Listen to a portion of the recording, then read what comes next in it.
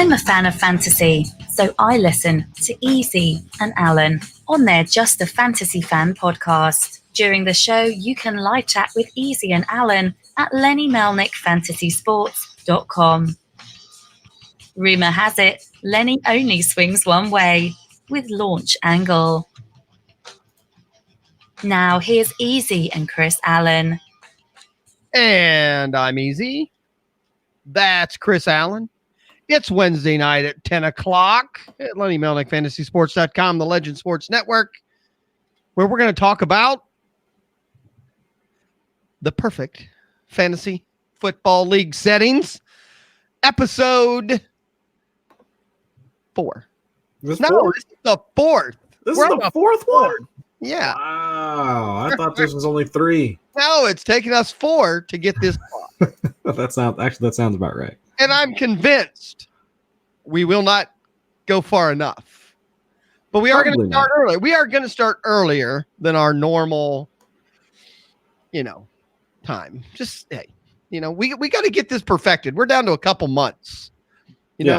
We're barely rookies these days. We know how to drag it out. We do, but we got to start upping our game, getting ready for the, football season. Even though no one in this chat room cares. Hello, Kevin, our Hawaii guys out there. Woo. And I'm a little upset. It's a big sports night. I don't know. I mean, it is if you like hockey. It is. Yes. It is if you like game 7s. Yes. Because this is game 7. Mm-hmm. I have been watching 2 periods now. We are. Is it 2-0? 2-0. St. Louis has scored they've shot 4 shots on goal, and they've scored half of those, I think. That's pretty good. And very good. And the Bruins have shot 97 times and have 0. Scored nothing. So that rookie is a rookie, but that rookie goalie is kicking some butt tonight. Apparently it's pretty good. St. Louis hockey, this would be their first Stanley Cup. They've never even been in a Stanley Cup final before, let alone win one. So right.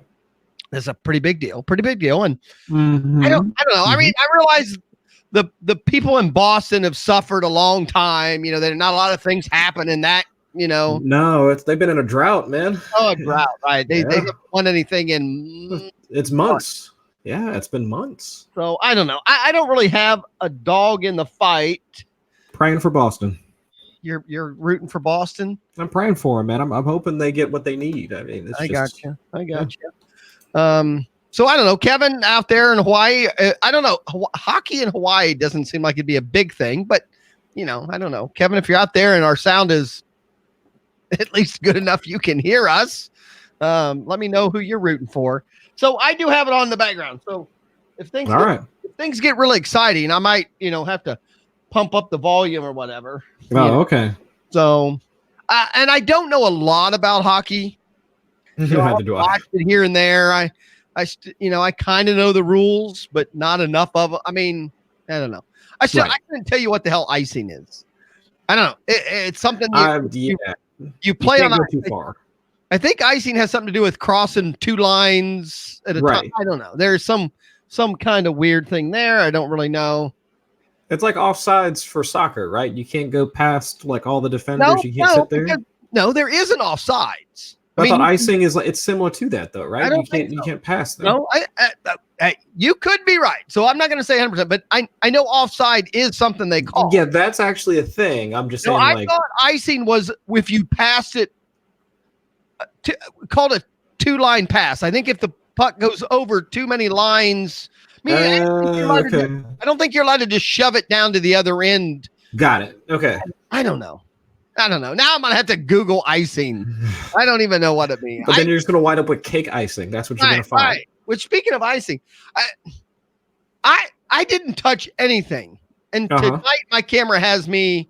I'm pretty well. One, I see you have finally got your backdrop to look like your old backdrop. So you've got it perfect right now. Yeah, we did sans green screen. We didn't do our other show tonight, so there was no setup tonight, no nothing. But I'm just curious. Like I said, I'm whited out. I don't know, like the sun is on me. But you do look super bright. I know, and I can't figure out what's going on. I don't know. So, all right, he does say he enjoys watching hockey out there in Hawaii, which is what, like, I don't know. It's like 6 a.m, right? Hawaii's like 90 hours behind us. I don't know how it works. Something like that. Yeah. Right. He doesn't have a team. We sound good, he says.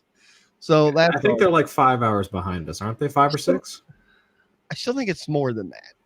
I think they're 3 or 4 from California. Well, California is 3 behind us. Okay, so it'd be 6-ish or something. Well, I said 5. Oh, I thought you said 4 or 5. No, I said like 5 or 6. 5 or 6. Okay, I'll go with 5 or 6 then. All right, so that's going on, and that's going on tonight. And then obviously tomorrow night, you have a dog in that hunt. The NBA has a game 7. Oh, he said it's 4 p.m. right now. So that's 6. Yeah, so 6. Who doesn't know hockey? We don't know hockey. Whoever guessed Laura Lee is. Yeah, Laura we don't know. Laura Lee. Just the football guy. That's all I am. Chris is just a football guy, and I'm just a fan. I will watch shit, and I'm watching this, and I don't know. Charles Barkley got on there and acted like he knew about hockey. I think he knows about as much as I do. So, probably. He got free tickets, though. He kept talking about thanking for the free tickets. How did he get free tickets? He knows the commissioner, he said. Oh, okay. So, whatever. Go ahead, Charles.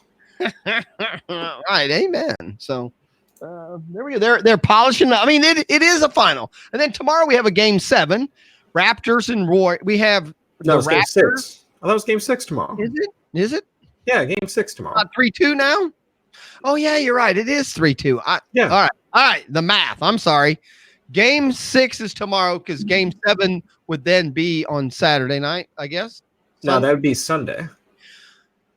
All right. No. Yeah, you're right. Saturday, you're right. I don't know. I haven't been into the NBA much. I would think they do it on Sunday. I don't know. Oh. Not into it. I don't know. The Warrior. Now, I guess I should be more excited because the Raptors, aren't a team that's normally in it, and they're winning. Yeah. And the Warriors are the darlings or whatever. So I don't know. I have watched. I've had it on, but I have not.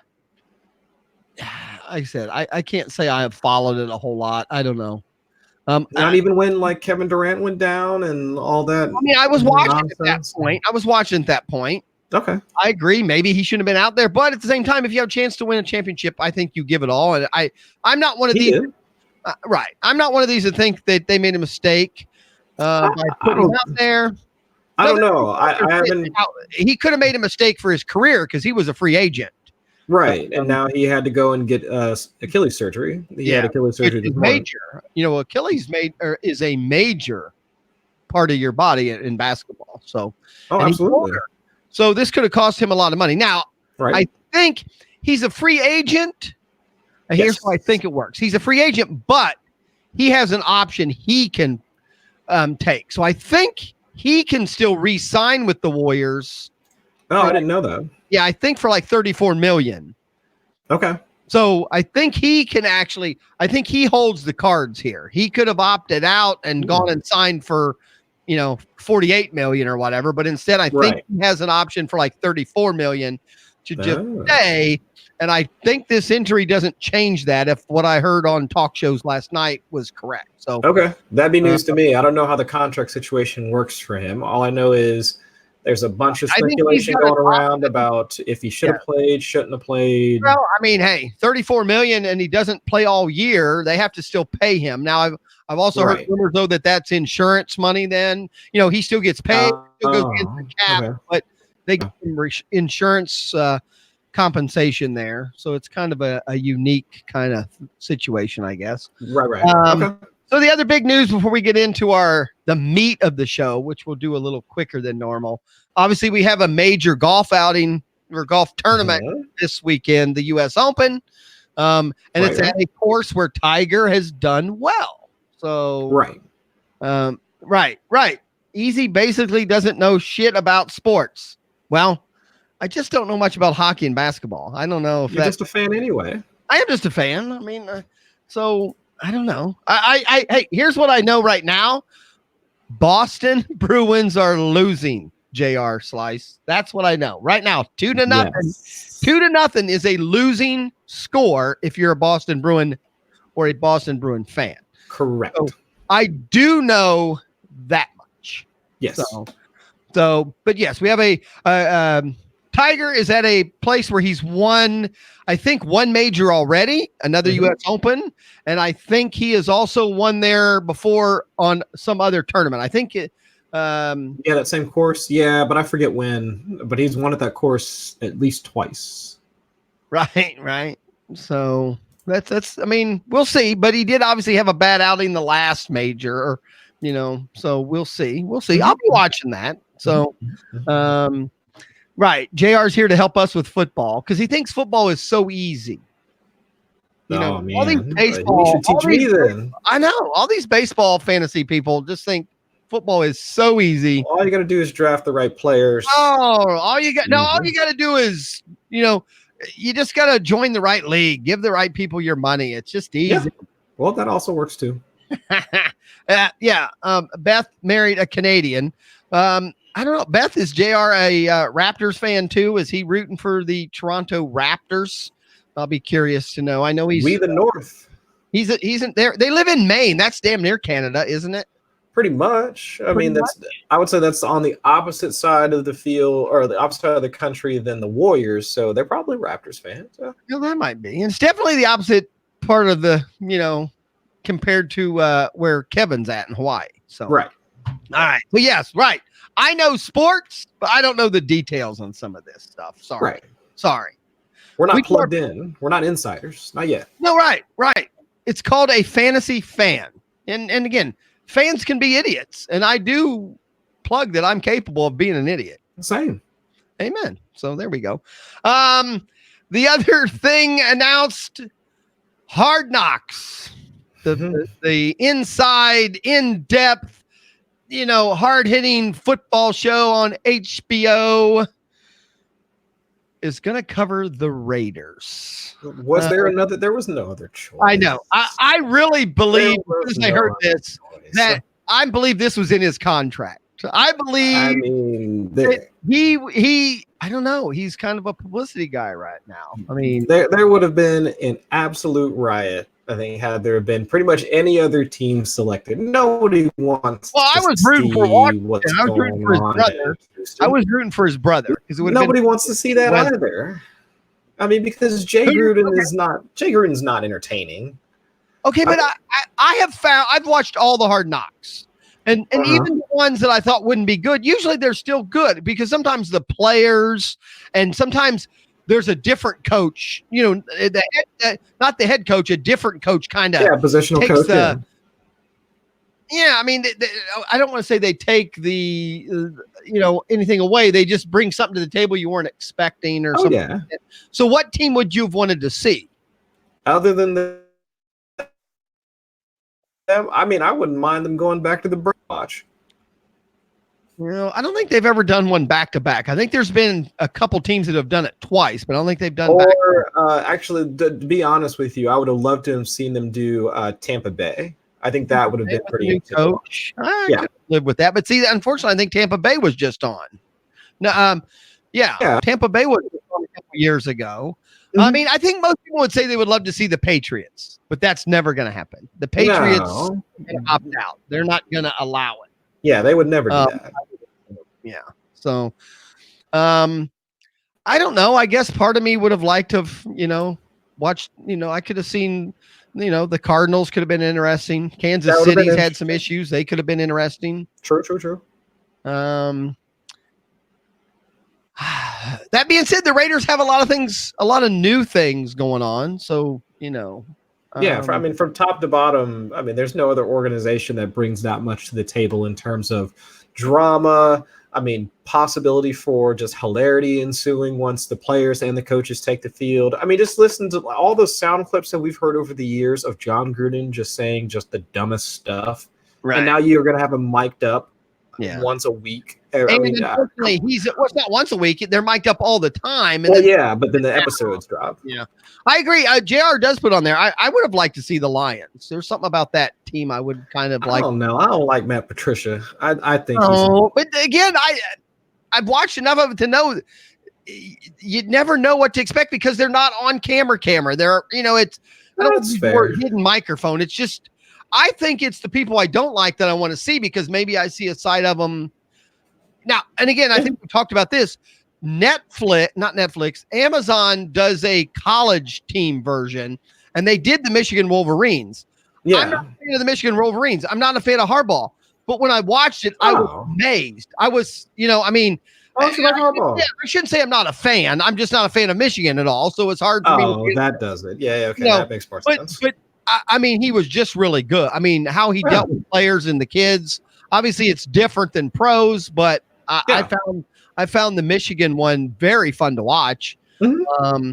And it follows the team through the whole season. So it's a little different than they go from the beginning of the season all the way through. Sure. Versus where Hard Knocks is just camp. Yeah, I keep turning my head because I am trying to watch hockey at the same time. It's still 2-0. I can't see the time. Oh, now they're doing replays. There's no clock up there. Well, I just say I'll turn it on. No, I mean, there's something about a game 7 when it ends. Hoopla, the people jumping up and down, the confetti on the ice. I mean, there's no bigger stage. I mean, than that. Right. I mean, okay, it's hockey. I mean, there's no bigger stage. For hockey, game 7. Other than 3 other championships, then there's soccer might even be above. What about the USA women's team kicking ass? Oh my goodness! Yeah, was it 13 goals or how many goals was it? 12. Right, they made like 4 3-pointers. It was like a basketball game. Oh, it was ridiculous. It was phenomenal. And then did you hear that there are a bunch of people now going out and saying that they shouldn't have scored all those goals? I mean, that just seems like poor sportsmanship because they were just really romping on those girls. Like, really? Come on. I kind of agree. Here's my point. It's a tournament. I think my philosophy in a tournament when I coach kids and some of that is it's a tournament now. Momentum is important. You don't ever slow a team down in a tournament. Right. So my point is you don't go into the third. Hockey's 2 halves or hockey's 3 periods. Soccer's 2 halves. I don't think you go into the later part of the second half and tell your girls to pull back any because you have to have that momentum going to the next game. Yeah, I would never want to change. Not in a tournament. It's not in a tournament. Right. If this was a regular game, if this was something else, maybe I mean, I do that in, my softball kids. If we're winning pretty big, I'll tell them, hey, you know what? No doubles, no triples. You get a hit, let's take 1 base at a time. We don't need to win, 24-6, Right. But at the same time, I want them to hustle and do some stuff. So it's hard to explain. There's plays where you just don't take the extra, but you don't give up either. Does that kind of make sense? Yeah, but not. I think in this setting, not in a tournament. But as soon as my boys get in a tournament, and we have to win to play the next game, and then have to win that one to keep going, then my opinion is you just can't lay off the gas ever. Meaning if you're up 20 and you can score 9 more in that last inning, in this case being a baseball or softball, then I think you got to keep going because you have to play 2 days later. Yeah. You have to, you don't slow down. So I'm fine with it. Now, again, it's just phenomenal. I watched some of I forgot it was on. I think it was Tuesday night. I normally watch that kind of stuff, but I forgot it was on. I think I was watching, maybe that was basketball. I can't remember. Something else was on that night, obviously baseball. But, when I saw the score, I had to look again, like, was that really the soccer score? It looked like a football score, like a bad football score. Yeah. And again, the one girl I think scored 5 goals. That was a record. It was a record for the most goals in a game. It was the whole thing. Pretty phenomenal. I thought one of them was from Cincinnati, right? Or a couple of them. The girls might be. You know what? I could not answer that, but we'll say yes. From Cincinnati, sure. I coached her in Little League. Oh, stop it. Oh, all right. Then we should have her on the show then. Well, she's busy. She's really okay. Busy. After she comes back, maybe. Right. When she comes back, right. I agree. They are letting them play. There's only been 1 penalty the whole match. I think hockey is a match, not a game. I'm pretty sure it's a hockey match. Don't look up JR, right? It's a match. I know my stuff. You're asking the wrong person. Yeah, I know. I got that. So, and even that penalty was a penalty because the guy just kind of flipped the puck up, more or less a delay of game. He flipped it up into the stands to stop a a play from continuing on. So they haven't called anything for physical play. So yeah. Oh, okay. Well, Game good. Let 7, them play. baby, get physical. It's game 7. Let's get physical. Physical. Let them play. Whoa. Whoa. What? Hey, I'm just saying. Okay. That's my 80s music. I know. All right. See, that was it. We did pretty good. 22 minutes of random sports talk. Sure. I think I missed. I was going to bring up Big Papi getting shot in his home country, but that's baseball. I didn't think that'd be. I didn't know. I mean, have you seen that? I mean, did you see the guy got paid? He said the video of what they did to the kid afterwards. I mean, poor guy. Right. I mean, they should have. He got paid. He was reportedly paid like $8,000 in order to do that. Yeah, and they whooped up on him. Oh, they should have. Right. I mean, but the guy had like no exit strategy. I mean, there was no way he was going to make it out of there after shooting him. So I have no idea. No, right. Right. Oh, stupid. Right. I mean, might as well strapped a bomb on himself and gone and had 40 virgins. I don't know about all that. I mean, I wouldn't say that, but I'm saying like there was no way he was making it out of there. Breaking news. 3-0.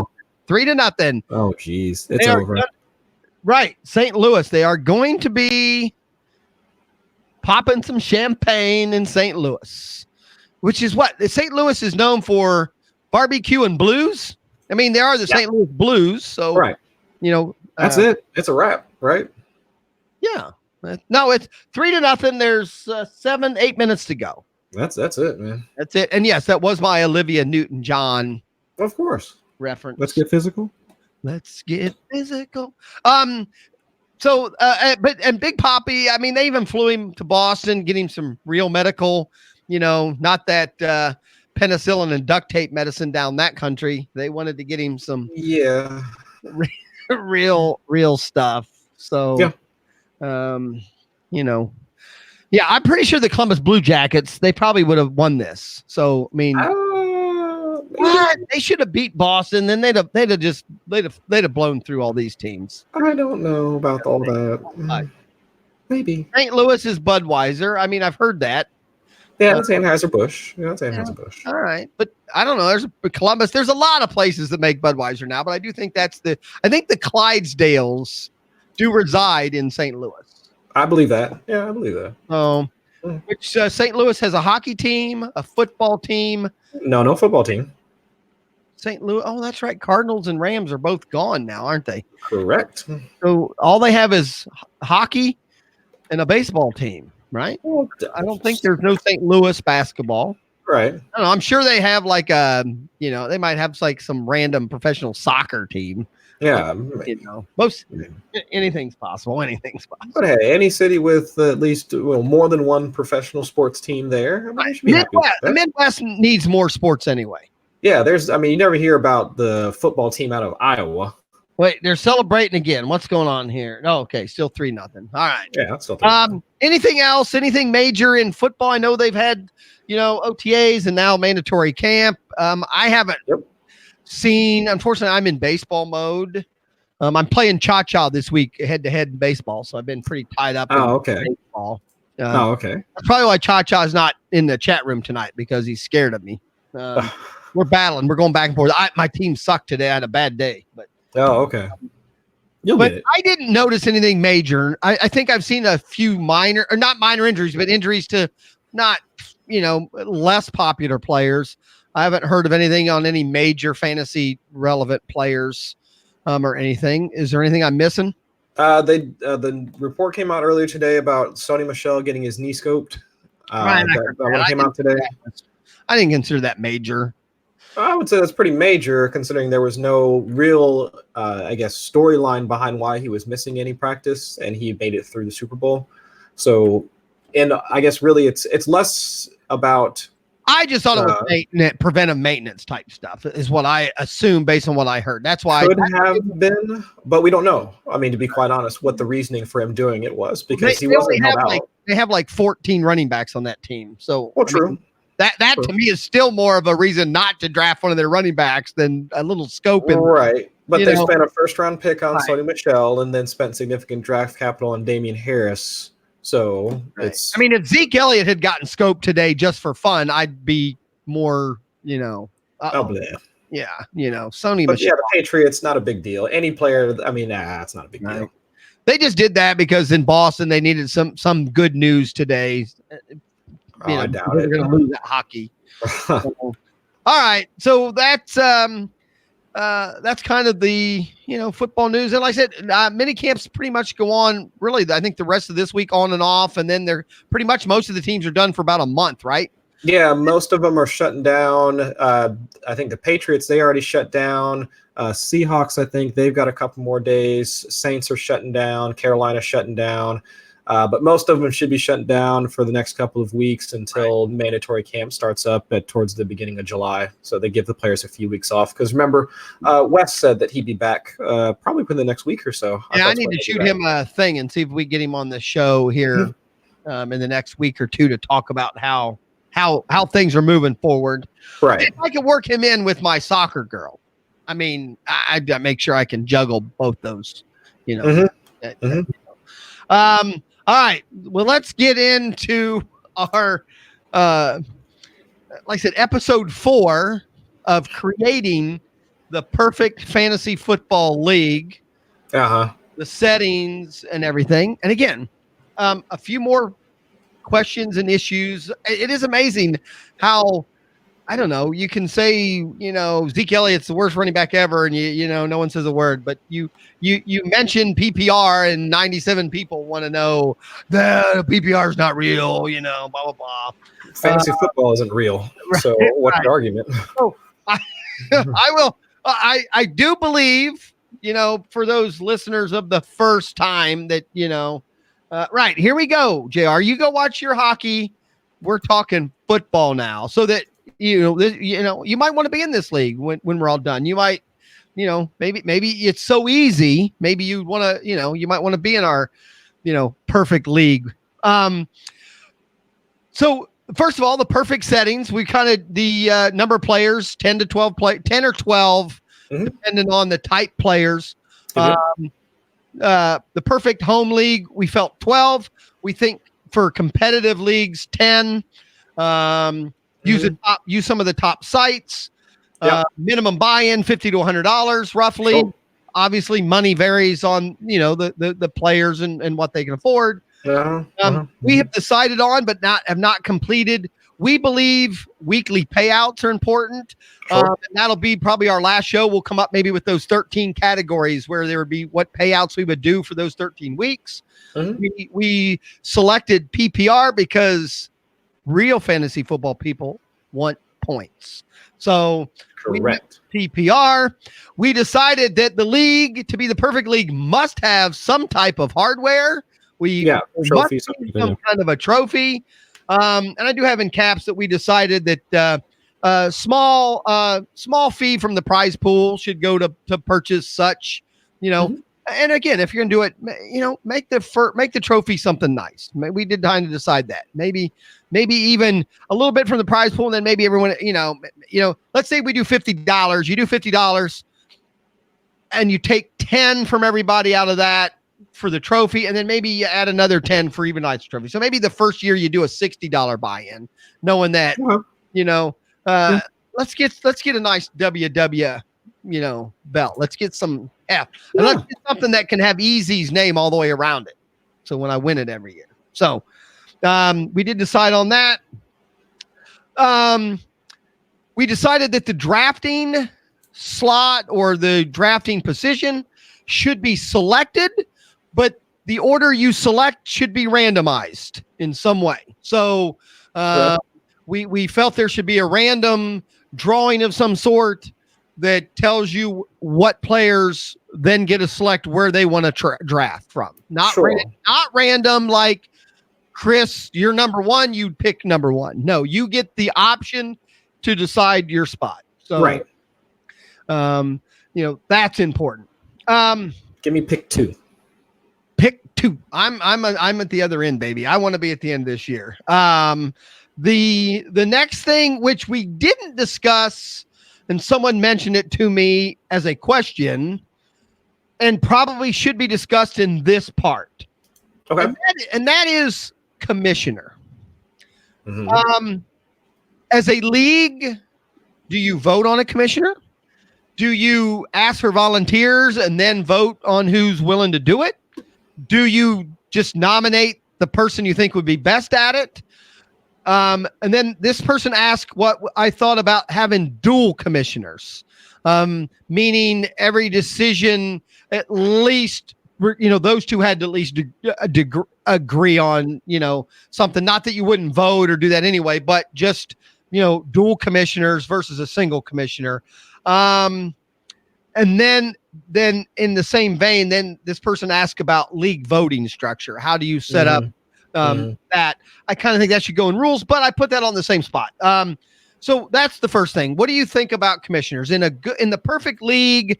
Unfortunately, it's hard, I think, when you're first setting up a league, because usually the guy setting up is just going to be default your commissioner, because he's the one that has all the info and all that stuff. Right. So I do believe that. But I do also believe once a league kind of becomes, because I'm running this in one of my main leagues right now, where one person set it up and technically he's just been defaulted commissioner. Mm-hmm. Fortunately, we've had to have that discussion with him now that this is six years old, that it's no longer his league, it's our league. Right. And so that's my first question. What do you think of the structure to have a commissioner, and what's your opinion on dueling commissioners? Oh, okay. It's 4-0 now, by the way. Whoa, 4-0. Woohoo! Yeah. All right. Yeah, this game is over. No, match. Match, correct. It is. This match is over. Right. No, I don't really dig it. I mean, I guess the only way that I would be fine with doing dual commissioners is, I mean, do you ever play in leagues where commissioners get a cut of the entry fee or any of that prize pool? I have never, but that's a good point. That could be, part, that could be something we pencil in here. I guess I've always just been in leagues where someone's just taken the reins and sure.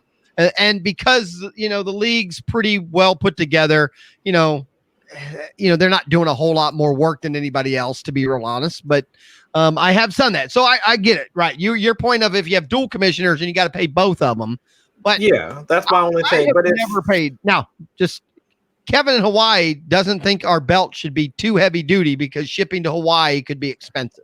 Uh-huh. But we'll get it to you. We'll get it to Hawaii. Oh, sure. U.S. Mail has that $9.95 flat rate box. We'll fold that bastard up and get it in that. We'll get it to you somehow. Right. So we'll be all right. But yeah, if you're not paying your commissioners, I really don't think there's really need for two of them. Really just one. And then voting, it could just be somebody that'll step up and say, hey, I'll take care of it. It really should be that simple. I don't think it has to be anything more than that, to be quite honest with you. And I agree. I really do agree with you on leagues that are pretty new and going. But I'd be curious how other people do. Once a league is 10, 12, 13 years old, or hell, 7 or 8 years, that's pretty good for a league. I mean, yeah. For dynasty leagues, I've seen commissioners get paid because they're the ones that are there because they run it essentially all year round, because they're the ones that are making sure that people are setting their lineups, if owners are still in the league, if they're not, if their roster needs to go to dispersal, if they need to wind up finding a new owner, whatever. Right. And that's a little bit more involved for a dynasty. But if this is just a quote unquote casual redraft league, then I don't really think to a single commissioner. Yeah.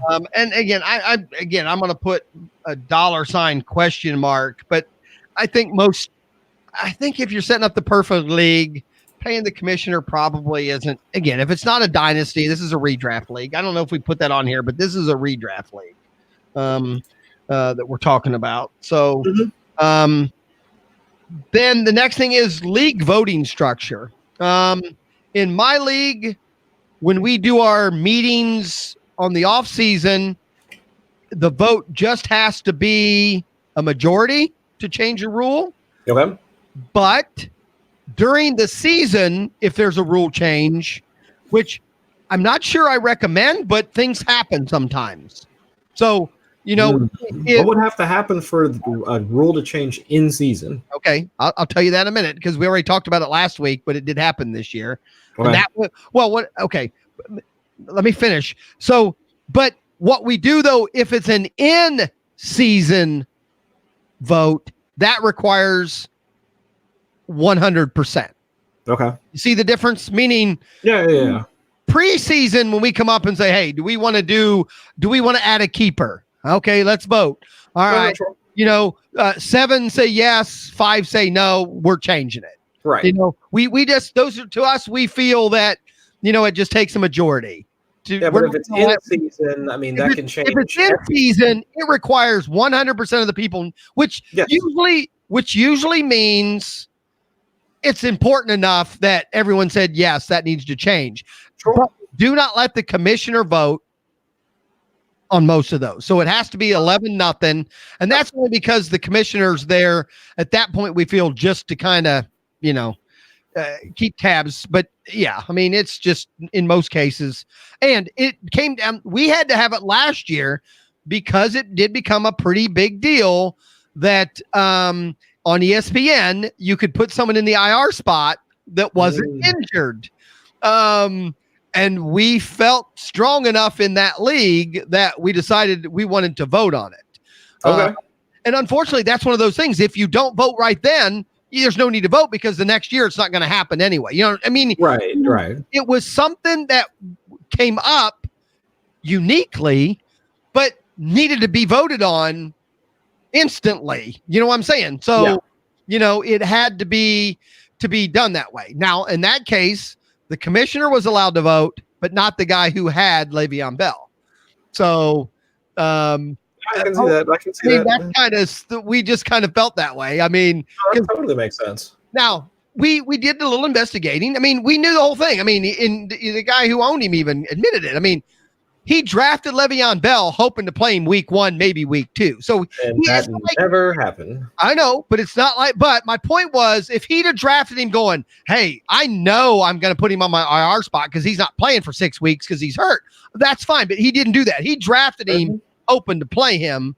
So to have to sit him on the bench, that's what he was going to do anyway. The fact he got to put him in the IR spot, he found out after the fact and got to take advantage of that. So we felt that was a rule that required an in-season vote. So, in most cases, we do not vote in season, but that's my point. Those are the kind of things you kind of have to have something written down, because to me, if you don't have that written down, you just have to say, hey, it's during the season, there is no vote. Most leagues run that way. Most leagues will tell you no rules can change once the season starts.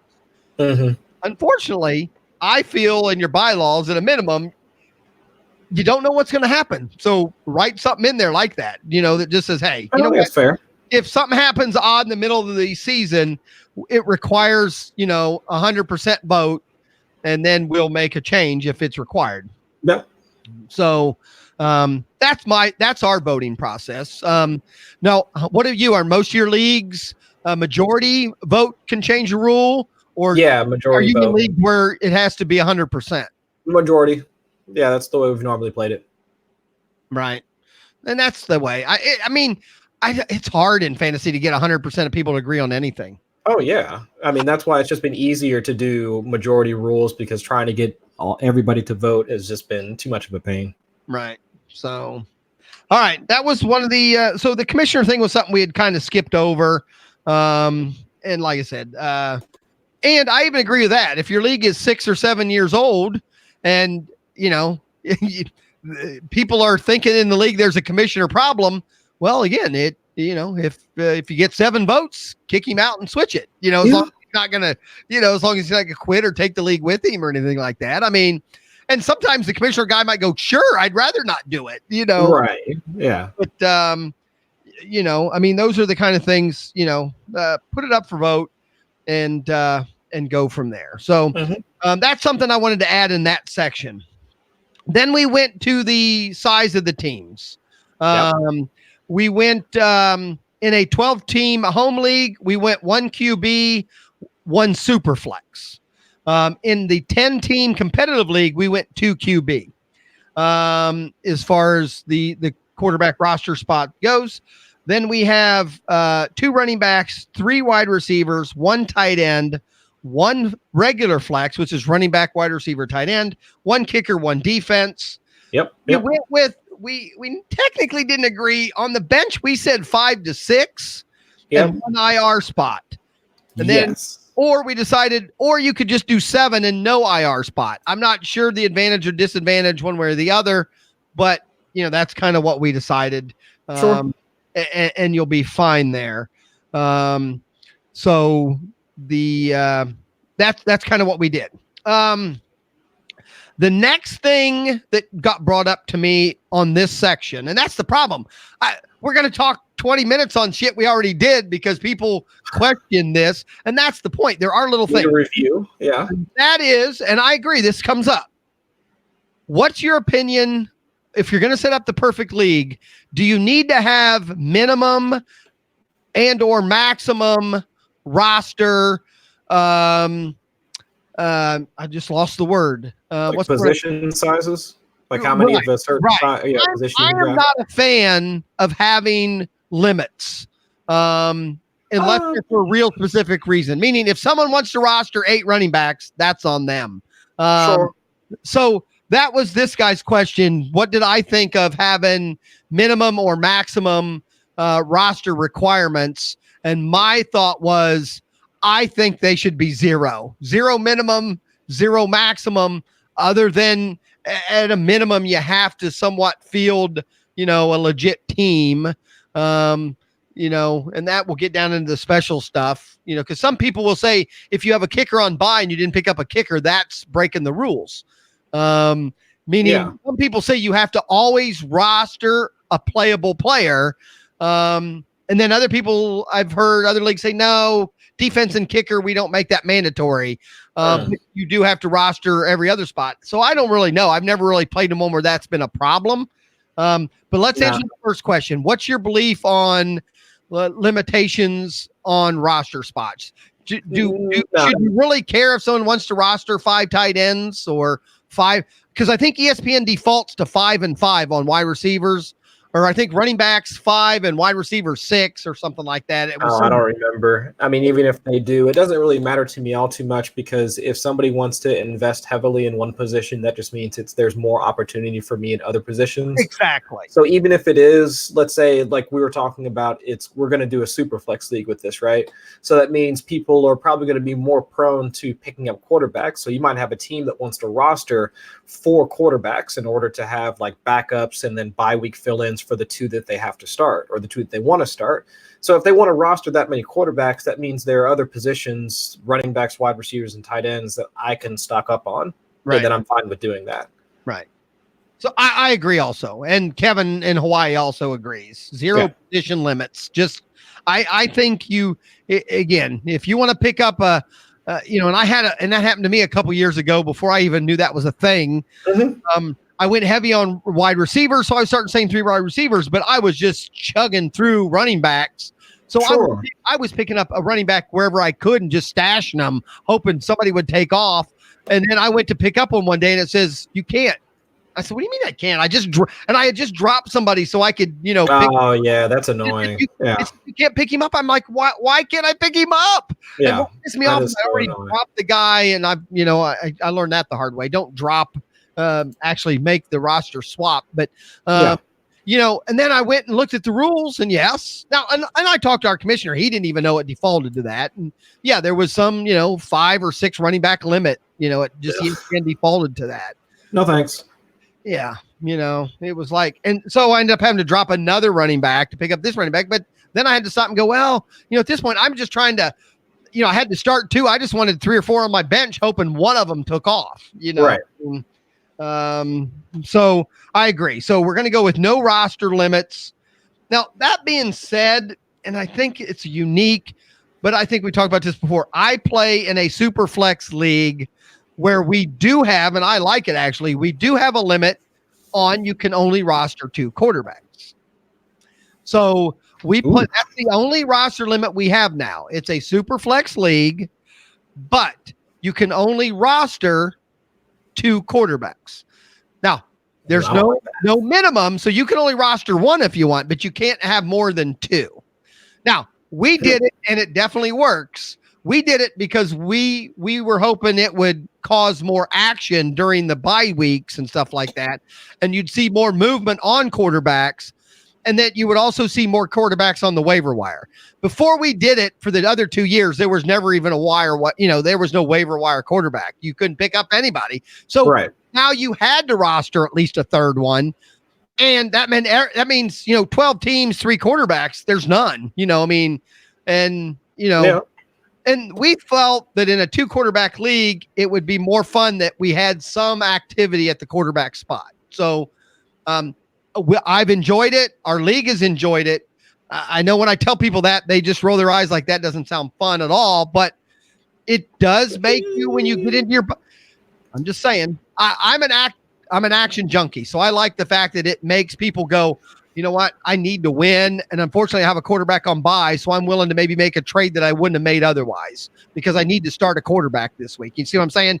It's week 9 and your quarterback's on a bye and you really have to win that week to maybe get into the playoff hunt. So now you're willing to maybe trade your bye quarterback for a starting quarterback to a team that doesn't need to win. You see what I'm saying? I mean, there just becomes another aspect of action. So, and maybe, but if it's just that 1 week and I just have a decent running back and wide receiver or tight end that I could just slot in and maybe hope I agree with you 100% right now, sitting here and not knowing the situation. I've also been where I go, you know what? I have to win this week. I'll do whatever I need to do to win. And if I can trade, and I happen to have, last year wouldn't matter, but let's say I have Aaron Rodgers and Dak Prescott. Dak Prescott's playing, Aaron Rodgers isn't. Hey, I'm willing to trade Aaron Rodgers for maybe Tom Brady or something like that if I could do that, or a quarterback who's maybe a step or 2 below, because I think that's actually what I did the year I had to do it. I think I traded. That was one of the years where Aaron Rodgers was actually doing fairly well. Yeah. And I ended up making the playoffs. I did win that week. And now, would I have won or whatever without dealing with the quarterback? No, but I don't know. But still, if anything, it gave me options. Sure, I could have just set him down and let it roll, but it just gave me another option. But I would just straight up galaxy brain the whole thing and just draft 2 quarterbacks that have the same bye week and knowing I'm going to lose that week and then just rampage to lead the rest of the time. That's fine. And that has happened in our league where people drafted not realizing that. I would do that on purpose just to see how it worked out. But again, the problem is it's back to if they both have their bye week in week 9 and you're at 500, you might not have that option. You might go, well, I thought I could punt this week, but I can't. I know. Yeah, you say that, but I've been there too. It sounds good until that's the week you're at. And then you're going, but that's the gamble. I mean, if you're trying to make a championship anyway, you will want to do those volatile strategies that if they work out, hey, you are now sitting in the driver's seat because all the rest of the teams that try to stagger their bye weeks are sitting there oh, well, I don't know if I'm going to make it. And you're the one that doesn't have to worry about it. I'm just saying it adds another strategy. Yeah, absolutely. Because back to things I'll do because of this strategy in this league. I pay attention to the quarterbacks who have a week 4 bye, because usually by week 4, who knows, or you don't really know what's going to happen. And that's right enough where you can go, okay, I'm just going to sit my quarterback and be done. Right. But it's also what's nice is your quarterback's already played and now you don't have to worry about that one quarterback the rest of the season. If I'm looking at 2 quarterbacks that I consider exactly identical and one's got a week 10 and one has a week 4, I might take the week 4, just knowing that, hey, week 4 comes. And what's nice about it, if somebody, if the guy has 3 great weeks to begin the season, then you're already winning. It probably doesn't matter. If he sucks, then you have the ability to maybe make a trade or, convince somebody that, hey, you know what, he's going to have a better later on, and maybe you swindle something and then you can get out of the bye week. But normal things, I would say no roster limits, but at the same time, those are things you can play with and do. Now, that being said, what is your opinion on rostering a complete team? What do you mean rostering a complete team? Meaning, see, and that's what I have seen people where the rules say you must roster a complete team and start a complete team, for every week. But then but at the same time, I'll see where back to the point is, do you think it's right that if it's in a kicker defense league, if someone says, well, I'm just dropping a kicker and I'm not going to have a kicker this week and because I want to keep an extra running back, no, you have to be able to start. You have to be able to start a full legal roster by the end of the week or whatever. By Monday night, you have to. By Monday night, you have to have a kicker. But do you have to start him? Yes, it has to be in your starting roster. Yes, I do believe that. Okay, now then let me go back to what you said about you said, well, I might just take two quarterbacks that have the same bye week and then not start a quarterback that week. I can still put them in my starting roster. They just might not be playing that week. Okay, all right. Okay, that's a good distinction then. I see what you're saying. I can put them in there.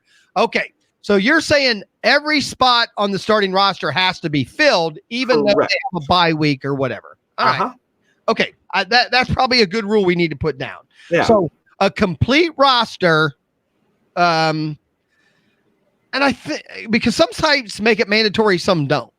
Some you can just pull a guy out and leave it blank. But you're saying it needs to be, meaning, like I said, if you drop a punter or you drop a kicker because on Monday you don't need him, you've already won the week, and instead you want to be able to keep a running back. Yeah. No, you can't do that. You have to have a complete roster. I know there's some. I thought it was I think Yahoo, I think, allows you to do that if they're still available. I don't think ESPN lets you do it. I'm pretty sure ESPN doesn't. But I know that's one of the tips/tricks to playing on Yahoo. I think CBS might also allow you to do that as well.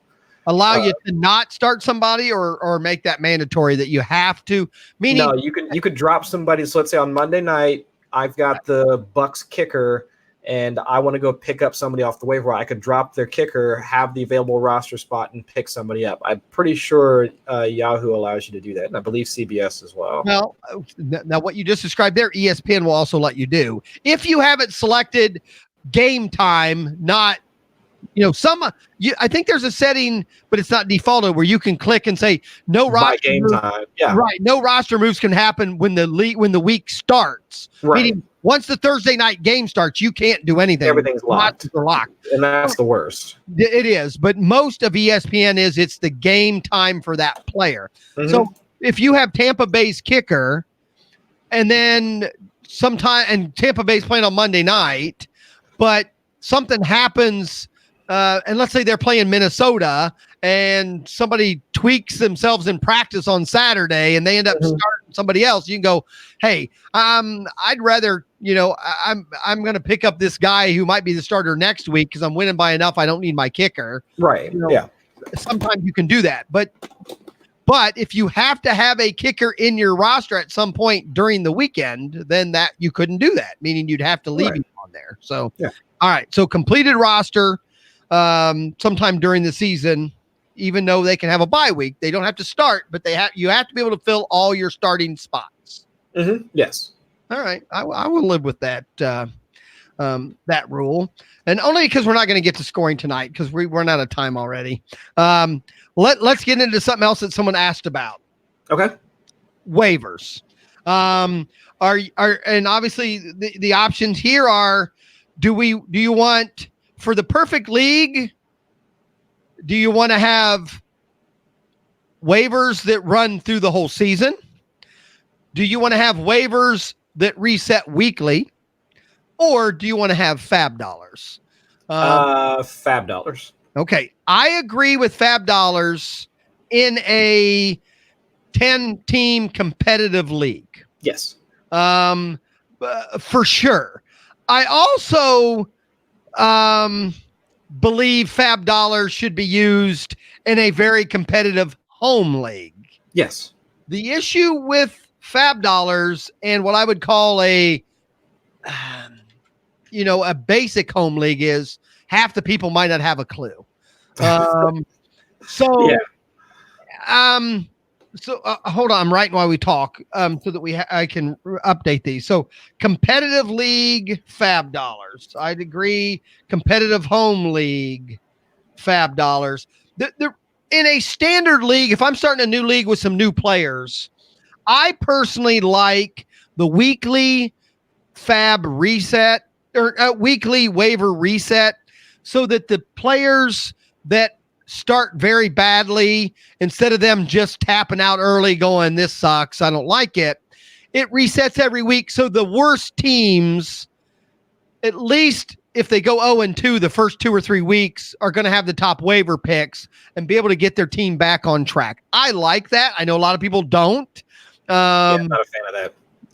Because of just what your point is. I mean, well, you drafted bad, so it's on you.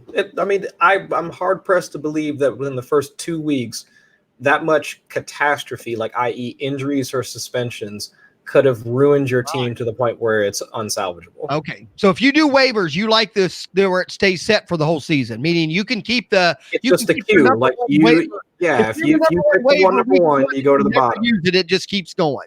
Yeah. If I hold the number one spot for the entire season, I can hold it. Everybody else, once you use it, you go to the back of the line. So you and I kind of like that too. The problem I have with fab dollars, and here would be the argument, is unfortunately with fab dollars, the stronger teams can get even stronger, and then other teams drop out and don't stay competitive as long. I get it, and I don't have a problem with it. In a good competitive league, that shouldn't happen. But in a home league, it can. A guy goes, 4-0, and then is smart enough to blow his whole fab money on the next number one running back because someone got really hurt or something changed, and now the 4-0 guy now goes 12-0. That's one way to do it. I know, but you have to wait for that specific. Thing to happen. Right. You have to manage it where at least if the waivers where it stays the same, that guy that's 4-0, now he could have the number one waiver wire and also get that guy. So it's still an option, but at the same time, if he uses a waiver wire early, then someone else is going to have a shot at that guy. Fair enough. This happens to be one of those rules where I just look and go, I don't care.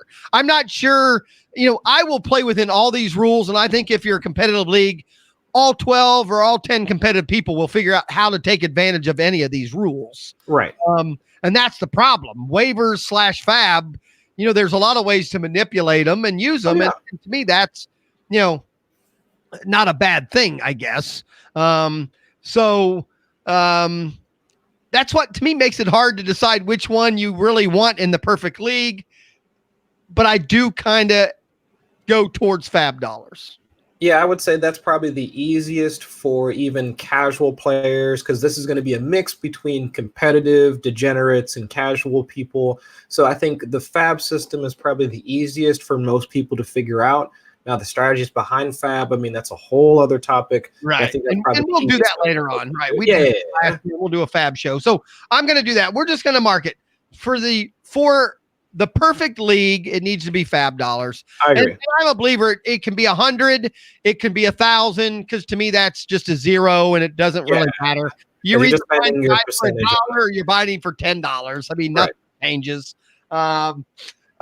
And then the other thing I would tell people, and then make sure $0 fab bids can go through. I do believe that's important. I think on Yahoo, it depends on how you set it up, but at least the ones I'm playing on Yahoo, they require at least a minimum of $1 bid.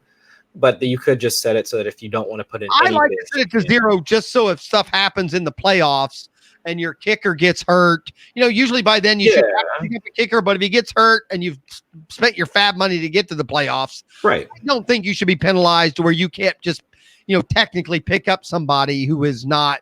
I agree. So, what about trading fab? Well, pardon? What about trading fab dollars? I've never been in a league where you do it. I've heard about it. Yeah. The issue I have with fab dollars in a highly competitive league is I think you open up another window where two owners could work together a little bit. I don't know. I mean, I don't think that's a big issue necessarily. If it's a good competitive league, no one's trying to cheat necessarily. Right.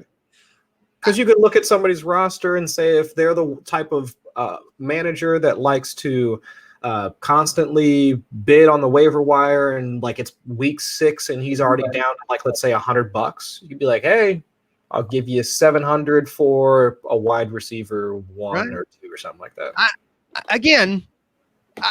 I would think for the perfect league, you shouldn't need that. Meaning the guy shouldn't be enough to manage it. But that being said, last year I traded my waiver wire position. Yeah, people do that too. I was the number 1 waiver spot. And now there was players involved also. Mm-hmm. But this happened to be a guy who wanted names. I struggle anymore with names. Quarterback for Cleveland. When Baker. Baker, right. When they made him the starter, he was on our waiver wire. And I didn't need a quarterback, but I was willing to make a trade with the kid who did, and I ended up giving him the number 1 waiver spot. Sure. And there was other things involved, but I gave him the waiver. Now, originally the commissioner said, you can't do that. I said, what do you mean I can't do that? He said, well, I don't have a way to do it. I said, yes, you do. All you got to do is once we make this trade, then you can go in and flip manually our waiver spot. So I'll take mine. And then when the waivers run tomorrow, because I felt that was more because the kid originally asked me that if I do the waivers tomorrow, because I had the number 1 spot and just take Baker and then make the trade. And I said, no, I didn't want that responsibility as an owner. Who knows what could have gone wrong and I didn't get him and then the trade didn't go through. I said, I'll trade you my waiver guy. This way I was guaranteed getting who I wanted. And if he screwed it up and didn't get Baker, it wasn't on me. You know what I'm saying? I mean, so I believed now, again, we could have made it work either way, but I felt it was more, hey, I'm putting it on you. You make it work. You get Baker, but so I did trade that. Now, we'd have to put that in the bylaws. I said, I'm not sure it's a necessity, but it is one of those unique rules that, and some people would say, now here's the problem with those kind of things is some people say, if you're not going to allow it, then that needs to be in the rules. Yeah. Because there are some fantasy people that will say, if it's not in the rules, then we can do it. And sometimes you need a rule that says, nah, just because you guys make up shit doesn't mean we're going to allow it. I would add. So that would be the point. So in your bylaws, then I would say at a minimum, put something in there. If you don't want fab dollars to be traded, then you need to put that as one of your bylaws. Fab dollars or waiver spots cannot be traded if that's what you feel. I think I would probably just leave it open. And if people are smart enough to make it happen and agree on it, I would probably vote it through. So, which I use the word vote, and this will be the last thing we do tonight since we still didn't make it to scoring, which we'll do next week. I promise we'll get to scoring. And that is veto and voting on veto. Somebody else asked me about that this week. My opinion. I'm pretty open, and I think we've had this discussion before. I don't believe in vetoes.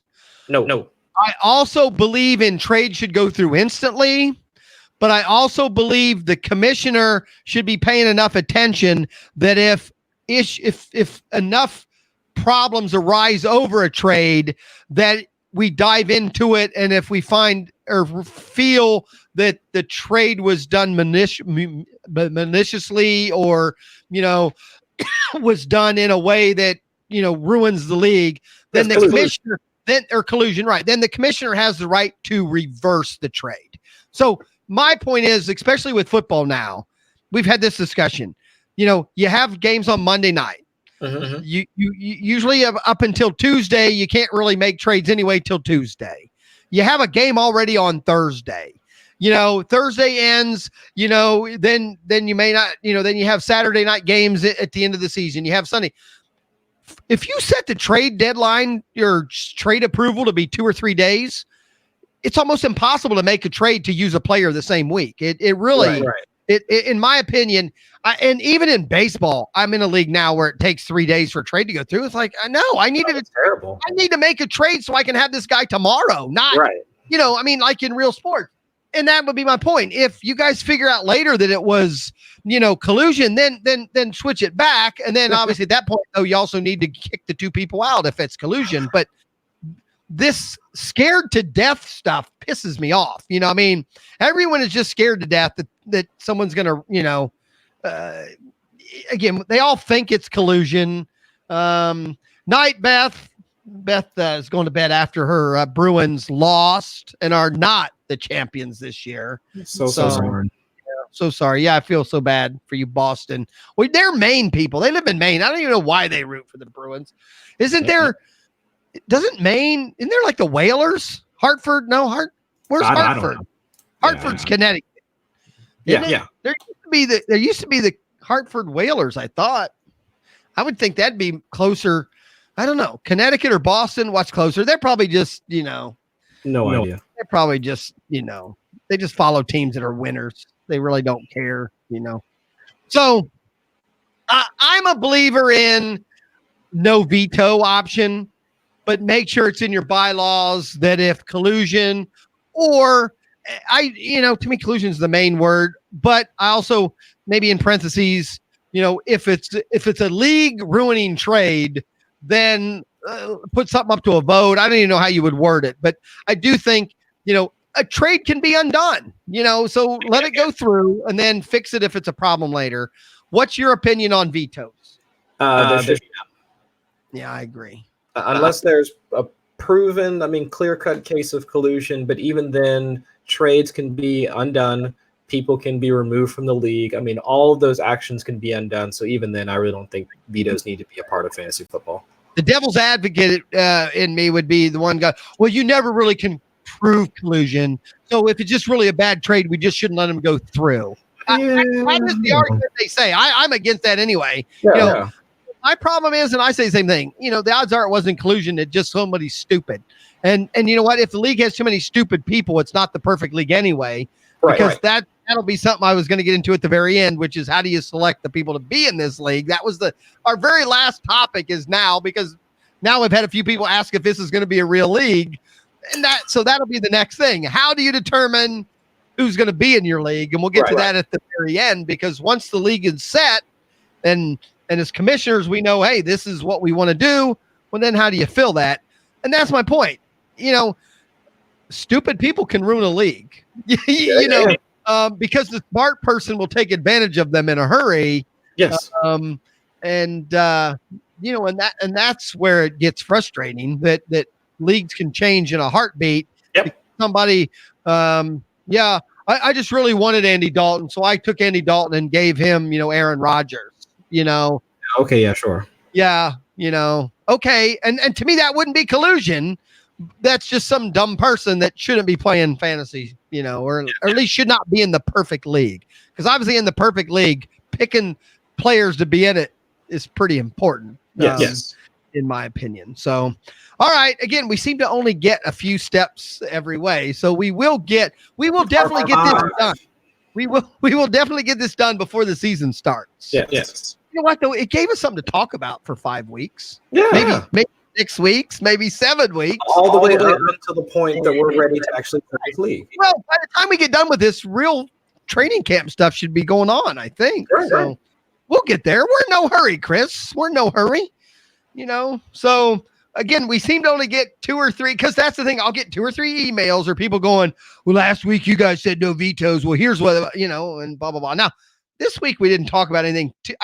But then again, you never know. Roster limits. I'm sure somebody will email and go, well, here's why you have to have roster limits.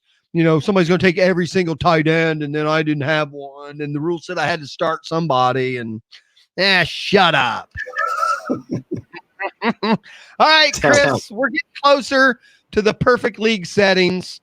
And the good thing is, I like Kevin. We might, just because I think Kevin's now been here live for all 4 now of the episodes we've done. And he seems to agree with us on everything. So Kevin might by default, and he is the one I think who's asked if this is really going to be a league. And he is at least worried about the shipping cost of our belt that we're going to ship him. Yeah, why not? So, right. We're going to send that bastard to Hawaii. Yeah. The problem with that, though, Kevin, is if you win the belt, the cost for us to ship it out there is one thing. But the incentive for you to hold on to that belt the following year is going to be pretty big because you're paying the damn shipping back from Hawaii. Yes, exactly. I don't think the burden of shipping should be on the league. I think True. you're going to have to, if you live in Hawaii, the burden goes both directions. Yeah. So we'll get that. We'll get it. I mean, maybe well, like I said, we'll shove it in one of those $9.95 ship it anywhere boxes. We'll get it to you, Kevin. You got to win first, Kevin. Kevin does tours on Hawaii. So if we ever go to Hawaii, he said he'll give us a tour. Okay, I'm in. Yeah. And he actually, I think I'm allowed to pitch a tent in his backyard. So I can now go to Hawaii as long as I get a cheap ticket. I have a place to sleep. Kevin has said I can pitch a tent in his backyard and he'll give me a tour. And he's an Uber. So I'm guessing he could pick me up at the airport. So okay, good deal. All right. If we decide to go to Hawaii together, Chris. All right. Well, no, I mean, they don't do the Pro Bowl out there anymore, but that'd probably be that was, I'll stick. Right. We'll go and watch the Pro Bowl. We'll go to Hawaii and watch the Pro Bowl in Florida. Yeah, from a bar. I mean, drinking from with tikis and all that. Yeah, right. Okay, Kevin, do you have tikis in your backyard? You think in Hawaii everyone has a tiki or two? I mean, is that how? You almost have to, right? Right. I mean, every redneck around here has a refrigerator on their back deck. Mm-hmm. So I'm sure that in Hawaii you got to have tikis. Yeah, it's culture. Culture, and a pig roast. I would want a big pig roast. That seems. I've done pig roast everywhere else, but Hawaiian pig roasts always look awesome. Yes. They always have the guy spinning the fire thing. That fire stick. Awesome. They do that. We're okay, Kevin. We don't know when we're coming. We got to watch. We're doing the next time Dayton to Hawaii for $99 comes up. We're gonna do it. Right. All right. Dayton to Hawaii, $99. I'm in. Yes. Now that Kevin, meaning, we don't have to, we're going to just eat pineapple. We'll eat pineapple for the week. That should be fairly cheap. I mean, right. Do you think, I wonder if you stay on a budget, if you have a place to stay, I assume that's the expensive part besides the airplane ticket. Right. Damn it. Maybe I could shove us both into one of those $9.95 boxes and maybe.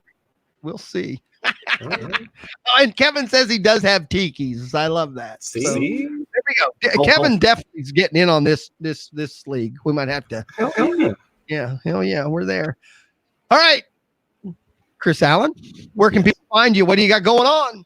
You can find me on Twitter at Chris Allen FFWX. Just released a profile piece with 4for4 yesterday. I think it came out on N'Keal Harry, new Patriots receiver. So that's the latest and greatest for me. And I've got some other stuff cooking here that I'll probably have that out in the next week or so. But yeah, still writing. Give Chris Allen FFWX. Now, I mean, I knew right away that FFWX stood for fantasy football weather. Yes. And I laugh because I think we went like a few months before I said, what the hell's that FFWX stand for? But I'm just saying, fantasy football weather guy. Yeah. That's my thing. All right. Me, I'm just easy. That's all there is. Easy kill at a fantasy fan at Lenny Melnick, fantasysports.com chat room every morning at 9:00. I'm in there with Lenny. I think tomorrow morning, actually, they have a special. I think Lenny has something going on, and tomorrow Arnie is doing the 9:00 show. JJ, I know, and there's all kinds of people. I don't even know what goes on. I think Thursday, though, speaking of Kevin in Hawaii has his baseball show at 3:00 on Thursdays. So Chris Allen, if you're ever in the chat room, random time, if you want to have a place to stay in Hawaii, you might want to try to, go to Lenny. You might want to go Lenny Melnick, fantasysports.com between 3 and 4 o'clock on a Thursday and just say, Tiki Torch. That'll be like our little secret. If you just type in Tiki Torch Kevin's very good at watching the chat room during his show too. So, he'll notice you out there, and then boom, we got a place to stay. Bingo. We got a place to stay. So we're ready. We're going to Hawaii. Maybe we'll have a draft out there one of these days. But there's where you can find everybody. Kevin, thanks for coming out. The Rosses, even though they're crying because the team lost in hockey, JR and Beth both came out. Now, probably wouldn't have seen them if their team was winning, but since it was a loss, they had to, come out here. But again, part 4 of the Perfect Fantasy Football League. Are we going to be on part 5 is coming up. Yeah. 5 is coming up. So join us next week, Wednesday at 10 o'clock. Everybody, thanks again. Chris, say goodnight.